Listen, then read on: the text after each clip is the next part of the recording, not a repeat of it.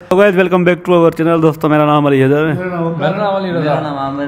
तो दोस्तों महाभारत का एपिसोड 171 देखेंगे भाई। लास्ट में देख रहे हैं, सभा में सारे बैठे हैं भाई। दुर्योधन कमीना हंस रहा है, बोलता है नहीं भाई कृष्णा जी नहीं आए थे वहाँ पे, तो उसको यकीन ही नहीं है। बाकी देखते हैं क्या होता है। प्ले कर। मायावी है वो, अग्नि से कौन जन्मता है, राक्षसी होगी अवश्य, किंतु हमें किसी से भय नहीं, और व्यर्थ बातें फैलाकर अपने भय का प्रदर्शन मत कीजिए पितामह। भय हमें आपके लिए है युवराज। आप सेनाओं के बल पर विजय की कामना कर रहे हैं, किंतु ये भूल रहे हैं कि कौवों की सारी सेना पर यदि गरुड़ की छाया भी पड़े तो वो सेना भयभीत होकर वहां से भाग जाती है। आप जिस गरुड़ की बात कर रहे हैं महामंत्री, उसने स्वयं अपने चोंच और नाखून का त्याग किया है।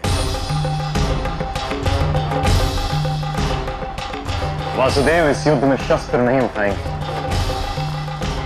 ये सब जानते हैं। क्षमा कीजिएगा, अब समय शत्रु के सामर्थ्य के विषय में सोचकर भयभीत होने का नहीं, बल्कि स्वयं अपने सामर्थ्य का परीक्षण करके अपना आत्मविश्वास बढ़ाने का है। यह आत्मविश्वास ही सामर्थ्य का आधार होता है। भय और संदेह बहुमूल्य है जीवित रहने के लिए पुत्रकांड।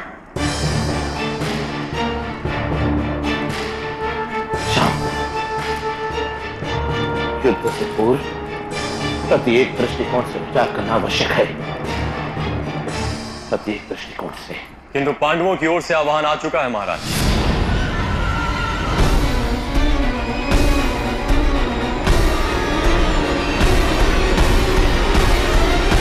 युद्ध की तिथि भी निश्चित कर दी है उन्होंने।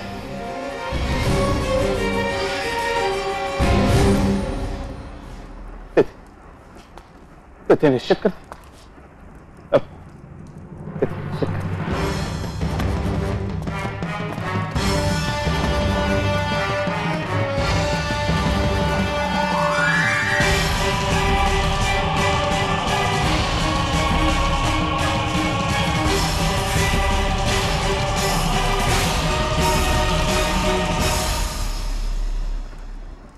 पांडवों ने आपसे उत्तर मांगा है महाराज, युद्ध अथवा शरणागति।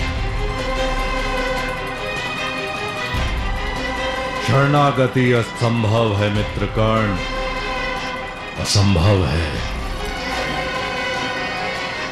हम युद्ध के लिए सज्ज हैं। ठहरो पुत्र दुर्योधन, उन्हें उत्तर देने से पूर्व विचार विमर्श करना आवश्यक है। विचार करने का समय कहां है पिताश्री? उन पांडवों ने आज ही उत्तर मांगा है हमसे, और क्या विचार करेंगे हम? शरणागति मांगने का विचार करेंगे हम पिताश्री।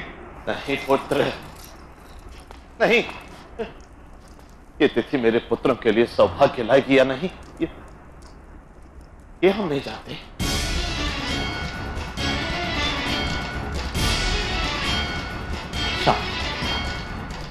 कुछ विचार करना होगा।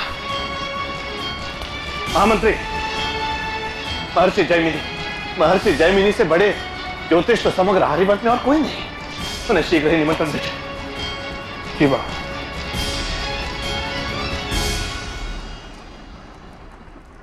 मुझे जानना है कि युद्ध का परिणाम क्या होगा।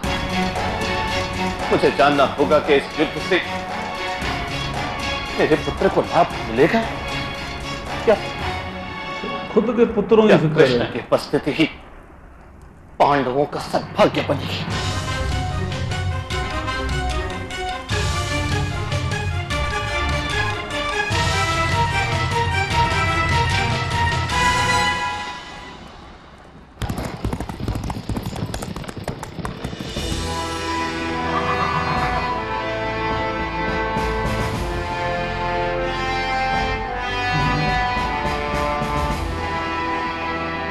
पुत्र अभिमन्यु, वहां विराट नगर का प्रवेश द्वार दिखाई दे रहा है तुम्हें?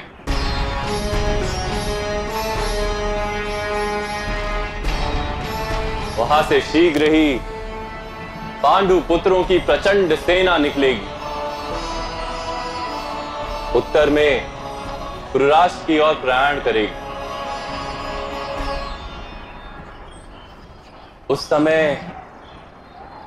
सेनापति के ठीक पीछे तुम्हारा रथ होगा वत्स। क्या आप सेनापति होंगे मामाश्री? नहीं, जो व्यक्ति शस्त्र ही नहीं उठाने वाला हो तो सेनापति किस प्रकार बन सकता है? तो कौन होगा सेनापति? सेनापति कोई भी हो वत्स, किंतु सेना नायक तुम ही बनोगे।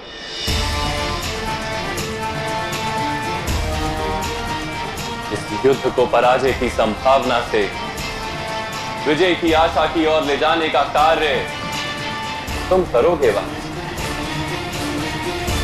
क्या बात है यार। इतने बड़े उत्तरदायित्व से भय तो नहीं लग रहा ना वत्स? भय का क्या कारण मामाश्री? तलवार तो बनी ही है रक्त पीने को, और जिस हृदय में विजय का उत्साह हो वहां मृत्यु के भय का कोई स्थान नहीं।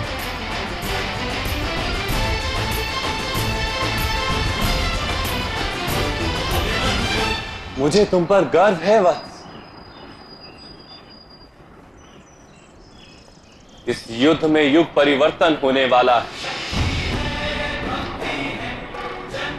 एक युग का अंत होगा महामहिम भीष्म के साथ, और एक नए युग का आरंभ होगा तुम्हारे कारण।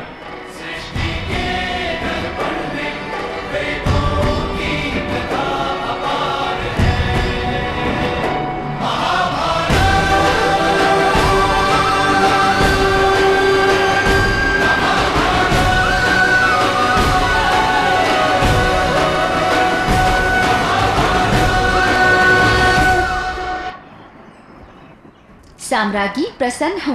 राजकुमार अर्जुन तथा वासुदेव कृष्ण कुछ ही समय में विराट नगर में पधारेंगे। आरती का थाल ले आओ दासी। मेरी ओर से नगर में सुवर्ण और धान्य का दान किया जाए, उत्सव का आयोजन किया जाए। राजकुमार अभिमन्यु का स्वागत उत्तम प्रकार से होना चाहिए। शीघ्र जाओ दासी।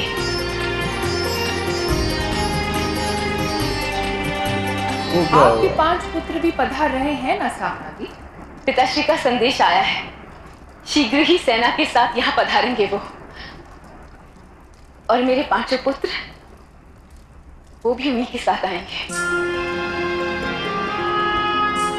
इंद्रप्रस्थ का त्याग किया जब से,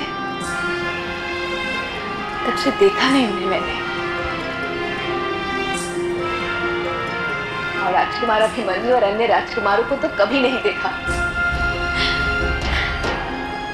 तब से मिलने के लिए अधीर हो रही हूं मैं महारानी। संघर्ष के समय जब संतान भविष्य की आशा लेकर निकट आती है, साहस बहुत बढ़ता है महारानी। राजकुमार अभिमन्यु की चर्चा सारे राजभवन में हो रही है साम्राज्ञी, और शीघ्र ही समग्र आर्यवर्त में होगी उसकी चर्चा। वो गांडीवधारी अर्जुन का पुत्र है, गोविंद की बहन सुभद्रा की संतान है, स्वयं गोविंद का शिष्य है वो।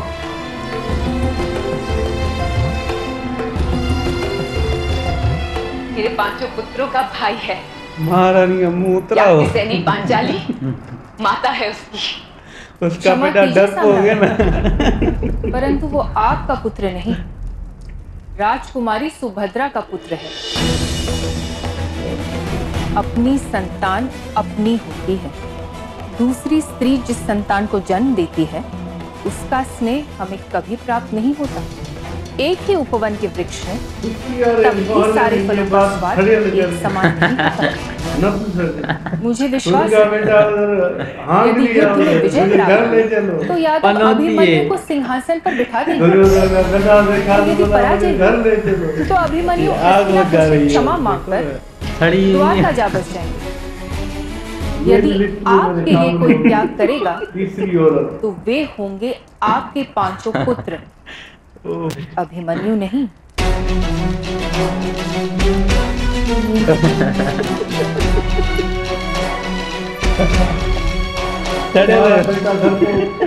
आप महाराज पांडु के वंश को जान नहीं पाई महारानी सुदेशना। त्याग और धर्म इस वंश के रक्त में बहता है।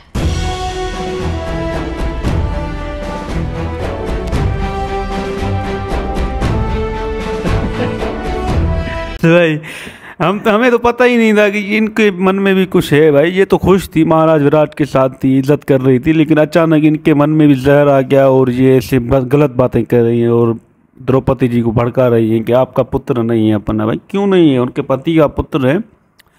तो बहुत अच्छा लगा यार आज का एपिसोड। कृष्णा जी ने यार अभिमन्यु को बोला कि भाई तुम से पैसा ला हो, वही लीडर हो, तुम बनोगे। और अभिमन्यु भी बड़ी बातें करता है भाई, बोलता है तलवार रथ के लिए बनी है, हम बहादुर हैं। ये यार मुझे बहुत अच्छा लगता है यार अभिमन्यु। और जो महामहिम भीष्म जी वाले थे वो सभा में जो बातें कर रहे थे शकुनी दुर्योधन वाले, तो वो भाई डरते ही नहीं, बोलते आ गया है तो अभी हम जंग करेंगे। लेकिन वो अंधा बोलता है नहीं, पहले मुझे वो ज्योतिष बुलाओ, मुझे वो बताए कि नुकसान होगा या नहीं मेरे बेटों को। हरामी को अपने बेटों की हर वक्त परवाह होती है। बाकी बड़ा अच्छा लगा यार ये वाला एपिसोड भी। डेट भी फिक्स हो गई इनकी, तारीख भाई आगे की जंग कब होगी, तो हम इंतज़ार है उस दिन का भाई, देखें क्या होता है। हम तो इंतज़ार की घड़ियां अभी गिन रहे हैं कि अभी कब इनकी जंग होगी और कृष्णा जी वाले जीतेंगे। जीत तो भाई कृष्णा जी की होगी, अर्जुन वालों की होगी और इन हरामियों की हार होगी। ये तो हमने तय कर लिया है भाई, पक्का हो गया है। बाकी यार ये आज मज़ा ख़राब कर दी थी महारानी, सड़ा हुआ मुंह करके ना दिल खटा कर दिया। इतनी खुशी हो रही थी पांचाली को यार, और ये बीच में इतना सड़ा हुआ चेहरा लेकर खड़ी होकर और आग लगाने की बात कर रही थी। अभिमन्यु आपका तो पुत्र नहीं है, सुभद्रा जी का बेटा है। तो यार ये तो आग लगाने वाली बातें कर रही थी ना सड़ेली महारानी। का है कि खुद वो सड़ेली ऐसी बातें ना करे ना अभी।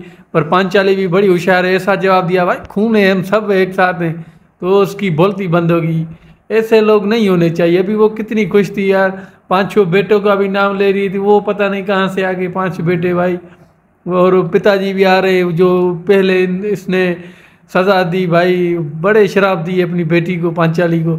हरामी वो भी आ रहा है, अभी देखेंगे क्या माहौल बनता है अभी महाभारत में। बिल्कुल मुझे मज़ा आ गया देखकर। ये मेरी लिस्ट में ये तीसरी औरत आ गई नपुंसक, जो महारानी को बोली तुम्हारा वो बेटा नहीं है। भाई बेटा तो इनकी का है ना, तुम्हारा तो बेटा डरपोक वो दुर्योधन का डंडा देखा तो अर्जुन को बोला मुझे घर ले चलो, घर ले चलो। भाई तुम तो बादशाह के बेटे हो ना, सूत पुत्र यही है इसका बेटा डरपोक।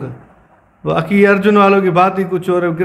वो धृतराज वाला बोलता है ले आओ उनको, बुलाओ पंडितों को, मैं देखूं भविष्य। भविष्य क्या देखेगा भाई, तुम तो डरपोक है ना, तुम्हारे बेटे ये सारे के सारे नपुंसक है। अंधकार लेकर जन्माए तो हस्तिनापुर को अंधकार में डाल दिया उसने। तो पंडित इसको भी बोला था जो अंधकार वाला है इसको गला दबाकर जला दो उसको, तो शांति हो जाएगी। तुमने बोला नहीं मेरा पहला बेटा है, तो ये देखो अभी तो हस्तिनापुर को तबाह करने पे तुला हुआ है। देखेंगे भाई अभिमन्यु का कैसे वेलकम होता है। द्रौपदी भी इंतजार में, हम भी इंतजार में भाई, वेलकम देखना है भाई। हाँ भाई बहुत इंतजार है, बहुत खुश हैं हम, इन सबको खुश देख रहे हैं ना, हमें भी खुशी हो रही है। तो मिलते हैं नेक्स्ट पार्ट में, नेक्स्ट एपिसोड में। Thank you Allah.